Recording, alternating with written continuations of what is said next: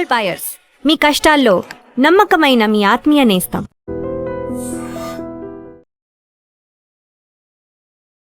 Hyderabad outer ring road దగ్గర ఆదిబట్ల ప్రాంతంలో ఒక నిందితుడి మీద పోలీసులు కాల్పులు జరిపారు. అతనికి గాయాలయ్యాయి. ముందు ఆసుపత్రికి తీసుకెళ్లారు. వనస్థలిపురం ఆసుపత్రికి తీసుకెళ్లి అక్కడ చికిత్స అందుతున్నారు. తర్వాత అరెస్ట్ చేసి న్యాయస్థానం ముందు హాజరుపరుస్తారు. ఎందుకు పోలీసులు కాల్పులు జరపాల్సినటువంటి పరిస్థితి వచ్చింది, అతను ఎవరు, ఈ వివరాల్లోకి వెళ్తే నల్గొండ జిల్లాతో పాటు చుట్టుపక్కల చాలా ప్రాంతాల్లో చోరీ కేసుల్లో కీలక నిందితుడిగా ఈ వ్యక్తి ఉన్నాడు. సో అతనికి సంబంధించిన సమాచారం నల్గొండ సిసిఎస్ పోలీసులకు వచ్చింది. అతను హైదరాబాదులో ఉన్నాడు, హైదరాబాద్లో తలదాచుకున్నాడు. ఇక హైదరాబాద్లో కూడా చాలా చోరీ కేసులకి ఒక ప్లాన్లో ఉన్నాడన్న ఇన్ఫర్మేషన్ నల్గొండ సిసిఎస్ పోలీసులకు రావడంతో వెంటనే హైదరాబాద్ వచ్చారు. హైదరాబాద్ వచ్చి అతన్ని పట్టుకునేటువంటి క్రమంలో పోలీసుల మీద అతను రివర్స్ అయ్యాడు, దాడికి పాల్పడే ప్రయత్నం చేశాడు. పోలీసులు ముందుగా అతన్ని చాలా సేఫ్గా పట్టుకునే ప్రయత్నం చేశారు, బతిమాలారు.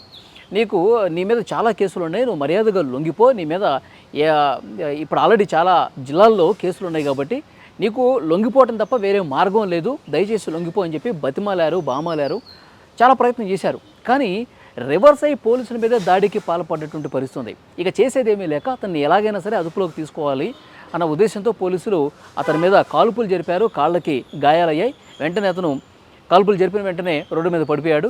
వెంటనే వనస్థలిపురం ఆసుపత్రికి తీసుకెళ్లి ప్రస్తుతం చికిత్స అందిస్తూ ఉన్నారు.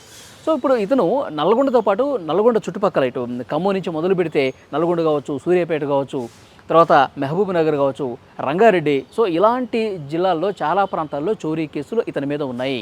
ఇతను చోరీ చేయటమే కాకుండా ఆ ఇంట్లో ఎవరైనా సరే ఇతను చోరీ చేసేటప్పుడు చూసినా అడ్డుకున్నా సరే వాళ్ళ మీద దాడికి పాల్పడి ఇంట్లో ఉన్నటువంటి నగదు మొత్తం కూడా ఊడ్చుకుపోయాడన్నటువంటి ఆరోపణలు ఇతని మీద ఉన్నాయి. సో ఆ అన్ని జిల్లాల్లో కూడా కేసులు నమోదయ్యాయి. మరోవైపు ఆంధ్రప్రదేశ్లో ఒక కానిస్టేబుల్ హత్య కేసులో కూడా ఇతని పాత్ర ఉంది. ఒక కానిస్టేబుల్ని నిర్దాక్షిణ్యంగా హత్య చేసినటువంటి ఉదంతం ఉంది కాబట్టి సో ఆ ఇన్ఫర్మేషన్ కూడా పోలీసుల దగ్గర ఉంది. సో ఇది మోస్ట్ వాంటెడ్ క్రిమినల్గా ఉన్నాడు, మోస్ట్ వాంటెడ్ ఒక చోరీ కేసులో నిందితుడిగా ఉన్నాడు. సో అతన్ని చాలా సందర్భాల్లో పట్టుకునే ప్రయత్నం చేశారు, అతని కోసం వెతుకుతూ ఉన్నారు, కానీ ఎప్పుడు కూడా కనిపించలేదు. ఈరోజు హైదరాబాదులో తలదాచుకున్నాడు, హైదరాబాద్లో కూడా ఇంకొన్ని నేరాలు చేసేందుకు ఆ ప్రయత్నంలోనే ఉన్నాడు అని నల్గొండ సిసిఎస్కి ఇన్ఫర్మేషన్ వచ్చింది. వెంటనే ఇక్కడ హైదరాబాద్ పోలీసులకు సమాచారం ఇచ్చారు, కోఆర్డినేట్ చేసుకున్నారు. నల్గొండ సిసిఎస్ పోలీసులు హైదరాబాద్కు వచ్చి అతన్ని పట్టుకునే క్రమంలో పోలీసుల మీద తిరగబడ్డాడు. సో వెంటనే పోలీసులు కూడా కాల్పులు జరిపి అతన్ని అరెస్ట్ చేసినటువంటి పరిస్థితి కనిపిస్తోంది. సో ఇంకా ఇతనికి సంబంధించిన డేటా మొత్తం తీస్తూ ఉన్నారు.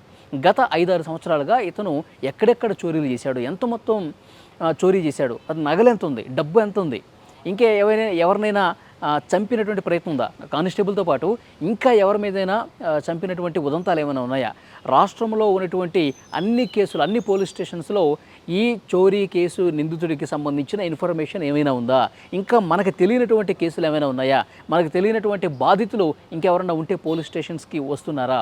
ఇతని పేరు భూష్మి శ్రీకాంత్ అంట. ఈ భూష్మి శ్రీకాంత్ అన్న వ్యక్తికి సంబంధించి పోలీసులు ఈరోజు పట్టుకున్నారు.